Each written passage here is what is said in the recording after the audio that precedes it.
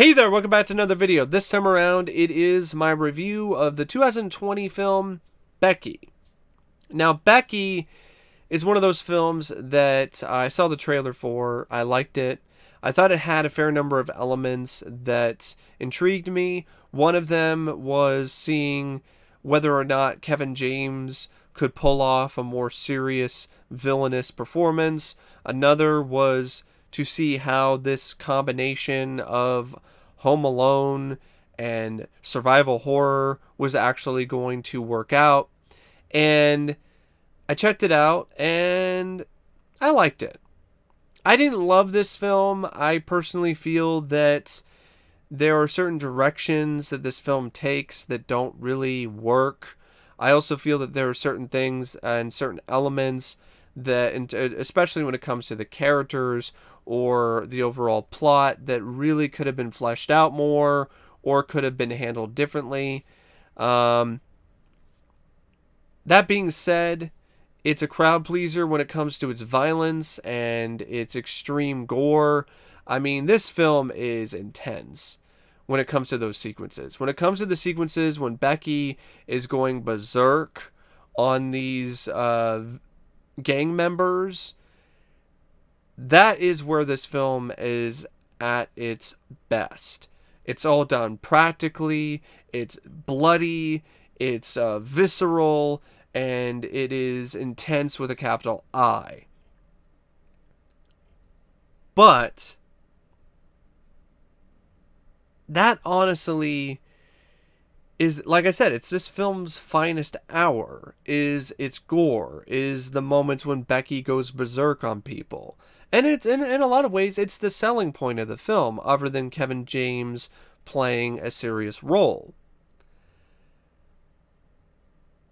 But despite that, it's not as enjoyable or as entertaining as it really could have been, because the character of Becky is portrayed in such a way that she's not very likable, she's not very personable, and also it's kind of insinuated that she might be a sociopath. So the story and the script and the way that the screenwriters handle this character is somewhat sympathetic, but at the same time, by the end of the movie, it's insinuated that she likes it, that she likes the violence, that she likes the carnage, and she maybe likes it a little bit too much. And if you're going to go that route, then you should have just made her a sociopath through and through, like the Good Son or something, and flip things around and made it so one of the gang members actually winds up becoming the hero, because the gang member realizes, holy shit, like my boss is crazy and I really don't want to deal with this guy anymore. But then there's this girl who is just as crazy as he is, and I don't want to, I don't want to have to deal with her either. So then it becomes a battle of survival for this one gang member who now has to survive the advances of not only his mentor and his boss, but also this crazy psychopathic little girl who has a bloodlust. That would be an interesting take on it. But instead, they try to paint this hero versus villain kind of thing, and they really immerse it in very murky water, and it just doesn't really, just doesn't really click. It does. All these parts don't really fit together into ultimately the most satisfying whole. That being said, there are things about this movie that really are quite good. One of them is the direction by Jonathan Milott and Cary Murnion. I felt they both did a bang-up job directing this film. It has some really slick and stylish visuals, and I felt that for the most part, they got the best possible performances they could out of their actors. They set up their shots in really imaginative and creative ways, especially when it comes to how they pan the camera around in particular sequences. And they really injected the film with a lot of energy and vitality. And I felt that really did serve the film well. The screenplay by Nick Morris, Lane Skye, and Ruckus Skye, I personally feel that is where the film really could have used the most work, the most polishing. Like I said, the character Becky just isn't strong enough, and she's the lead. And there's a lot of moments where you're just waiting for her to kill somebody, and you're waiting to see how she's going to do it and how brutal it's going to be. You're waiting to see her try to top it in the same vein as a slasher killer in a slasher movie. And that dynamic works in a slasher film. But in this kind of movie, it's very awkward and kind of janky. It doesn't help either that there's this whole subplot with this other guy who, Robert Milliott, who played Kurgan in WWF or WWE at one point. And it doesn't help that you have this guy who, I guess he's an adopted son of Kevin James's character. And he's this big hulking presence, but he's a softie and he doesn't want to kill anybody, and there's this whole back and forth and drama between him and his loyalty with his father, Dominic, and it just doesn't play out very well. It just feels like padding. There's a lot and this film's only like an hour and 30 something minutes, but there's quite a few moments early on before it really starts to get going where you start looking at your watch and it just drags. The film really doesn't get going until over 40 minutes into the movie. A lot of it's just trying to build things up and trying to do some character development, but not really doing the best job of it. And that really does kind of take you out of the film. I really would have cut down a lot of this drama between Dominic and Apex. I just don't really feel it worked, and I don't feel it was really that necessary. Should have made the film more lean and mean and cut out some of the bullshit. And you have this whole stuff with Kayla and her son. I understand why it's there, and the performance by Amanda Brugel is actually really good, but I don't know. The film cuts away from the carnage with Becky and the whole stuff with her to Kayla and her son and Dominic and the house, and whenever it does that, it's just not as interesting, and it's also not as entertaining. And that whole subplot plays out exactly how you think it's going to. She finds a way to get out and rescues her son, and so on and so forth, and even the whole thing with Dominic and Apex plays out the way you think it's going to. Oh, he's eventually going to turn on his father in a climactic moment during the film's climax. Yep, that's exactly what happens. So there's a lot of predictable points in this story, in this script. And there's a lot of fat that I feel that they should have just trimmed out entirely and just made it more of a gritty, down and dirty horror survival film with Becky versus this band of ruthless criminals. You could even take out the whole deal of he wants a key. He wants this key. She has the key. And initially she was going to give it to him, but then she saw that Dominic was torturing her father. So Becky's like, fuck that. And this starts her own, I guess, reign of terror, because that's really what it is. She is way more violent and way more brutal and ruthless than the so-called villain of the piece, in Dominic. Sorry about that little blurb there. I guess Dominic himself or Becky was messaging me and talking shit and was threatening me. I should probably I don't know, man.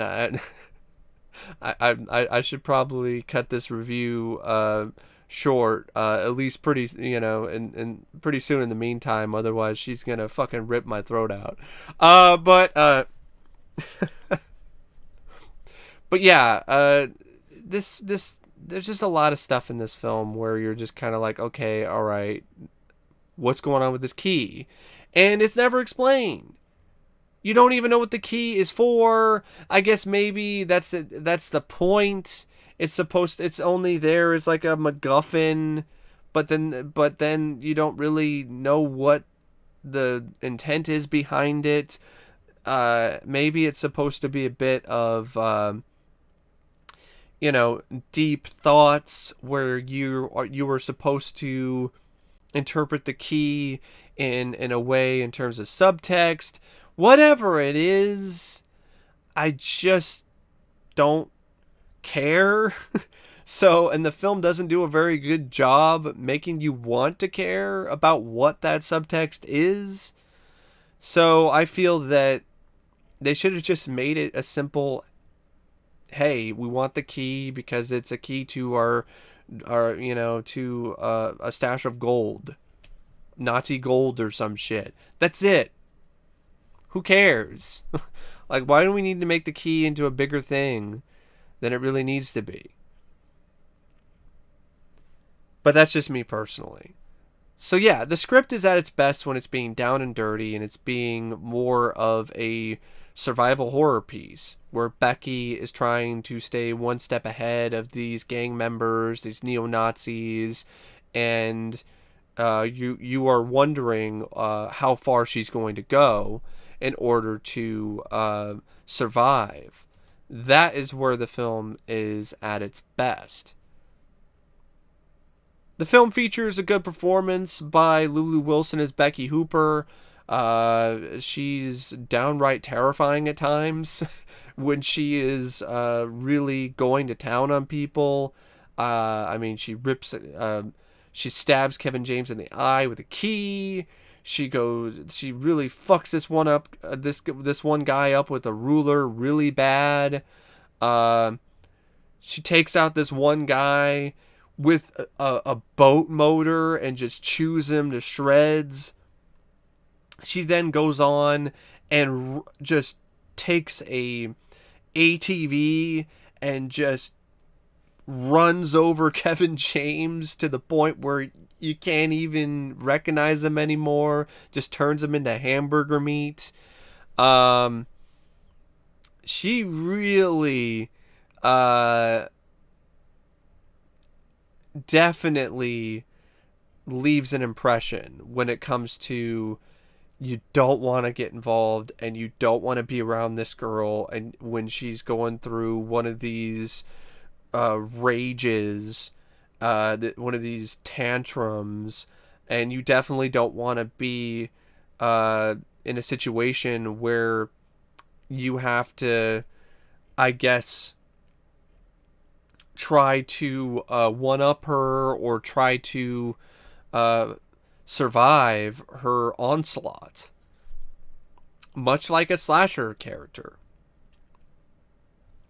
That's why I feel I like that idea better of turning the tables, of really playing with expectations.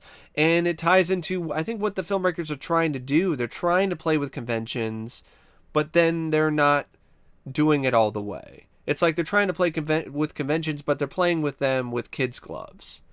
When they should be just hammering things, they should be just going all out, going gonzo, going crazy, and really messing with genre conventions and genre tropes.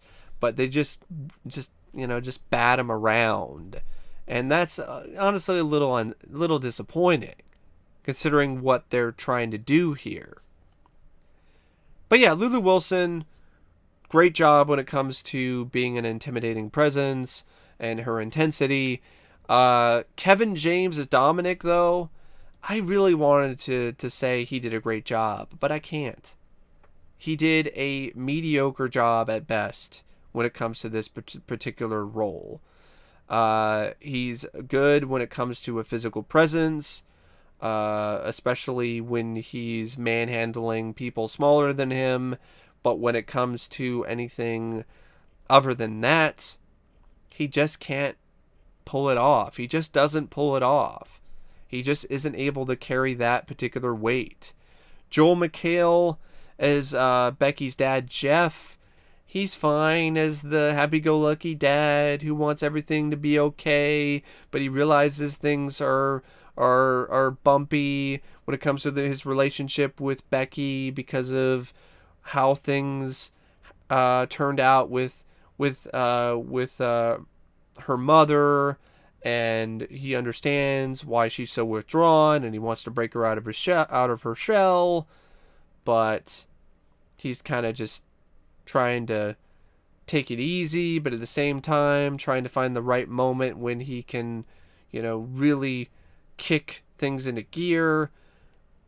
And you can really see that he loves her, but he also wants to move on. So he has this other relationship that he's trying to build up with Kayla, but Becky's not having any of it.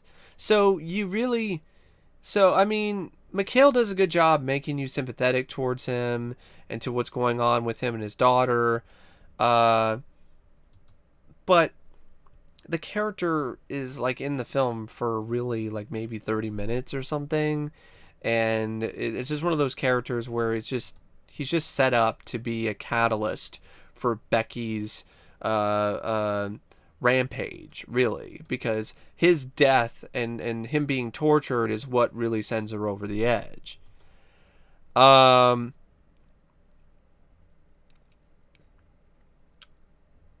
Brugel, like I said, good job as Kayla, very strong presence, good strong performance. I especially like the sequence when she calls out Dominic and his plan and the key and so on and so forth. I thought that was good.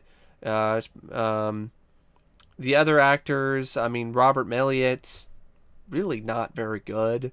Very wooden, very stone-faced. Just this is a guy who should not be saying barely any lines of dialogue whatsoever. They should have never had such an emotional arc or this kind of particular a storyline or subplot with his character in terms of him betraying his father or so on and so forth. They really should not have gone that route with this particular actor. He cannot pull that off. He does not have that emotional range. The other actors, they're there. And they do their jobs adequately enough. But really, it's Lulu Wilson and Kevin James who are the ones that have the most screen time. And Kevin James is just meh, and Lulu Wilson is good, but the way that the character is written, you don't really latch onto her that much. You're just waiting for who she's going to kill and how she's going to kill them.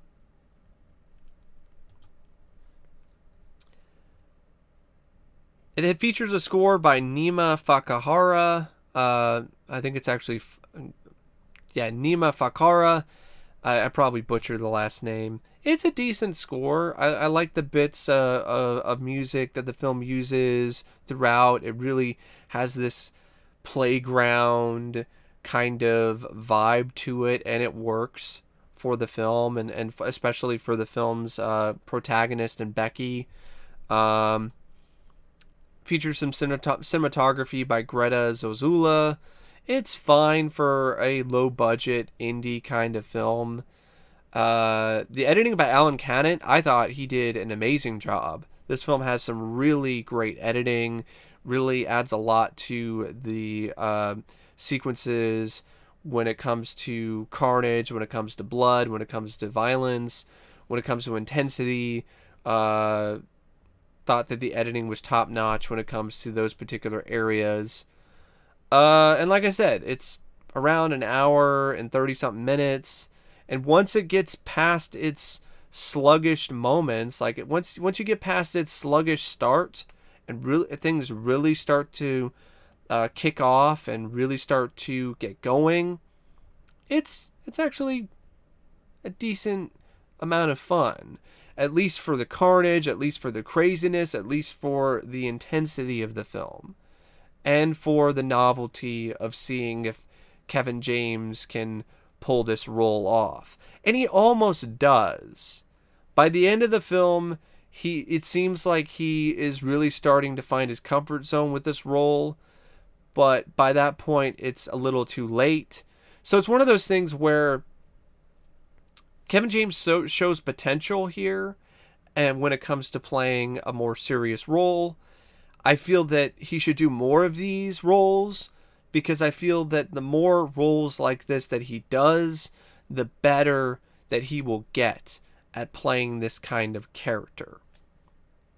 As a first shot in the dark for Kevin James, it doesn't quite hit its target, but he doesn't miss the target entirely either.